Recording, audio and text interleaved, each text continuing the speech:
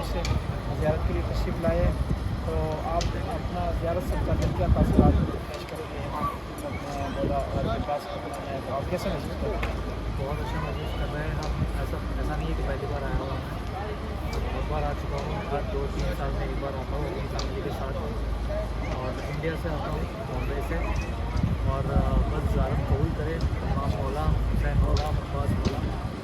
और दूसरा यहाँ पे जो इंतजाम दे रहे हैं इसको आप किस तरह से देखें? एकदम क्लीन इंतजाम है, ज़ायरीन का एकदम सही तरीके से ख्याल रखा जाता है। पानी, न्याज, खाना, किसी चीज़ की कमी नहीं है। और यहाँ पर जो दूसरे आपके ये शिया भाई हैं इस्माइली, उनका रवैया आपसे कैसा है? अच्छा है? बहुत अच्छा है, बहुत अच्छा है। यहाँ पे सब एक है। महसूस आपको नहीं होता कि आप बोरा से हैं या ये इस्माइली बिल्कुल हैं? बिल्कुल सारे आपको ज़ाहिर लगते हैं। सब एक है, सब एक। बहुत बहुत शुक्रिया, दुआ में याद रखें। खुदा हाफ़िज़।